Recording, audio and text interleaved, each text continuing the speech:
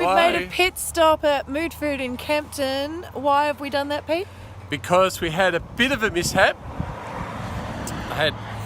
Rachel was sitting on the back of the bike. He told me to do that. Yeah, I told her to sit on the back. I've seen this done before. I was doing what I was told. It's on the centre stand. Then I was going to climb onto the seat and then push the bike off the centre stand in first gear. However, it didn't go forwards. It went sideways, smashed into the petrol pump, and we had about 4 people trying to pick us up, make us upright. But now, the accelerator, throttle here, as you can see, it's stuck on. And I think it's because I've jammed this up. There it is. Fixed. So the Gerber multi-tool has come in handy. So just cutting off this little bit here so that the end of the handlebar won't rub anymore. So Pete, this was a problem before we had the little off? I think because I've moved it just that fraction in the fall, it's just enough for it to start grabbing. Oh, right. So it probably was a problem before, but I've just never noticed it. So look at that, multi-tool gets its first use. Like that. Like that. Oh, look at that, easy peasy. So far. Get up tight. Perfect! And I have a little problem whenever we stop at Mood Food. I need to get snacks. So I have a little chicken snack and a green juice. Not because I need it, but just because we're at Mood Food. We've just been here at the Tasmanian Wool Centre in Ross, which is in the southern Midlands, I think, technically, of Tasmania, because I needed to get some socks for the journey. Got socks. What did you think of the Tasmanian Wool Centre? I thought it was brilliant. Brilliant. We're so good at this. I know, right? The sun's beautiful. Yeah. The wind is almost non-existent because I have earplugs. I can't hear it, and I've got the visor tilted to exactly where it needs to be.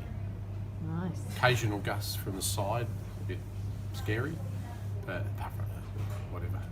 Easy. I'm feeling very cozy in between your backpack and my backpack on the bike. The most difficult thing for me is getting on and off because I usually have a lot more room than I do today. But that's going to be home for the next 12 days, so I've got to get used to it. But I've got tea at the moment, so I'm very happy. Made it to Deloraine. Yes, Deloraine. And we're happy because we found a cafe that can feed Pete. With about 25 gluten-free options.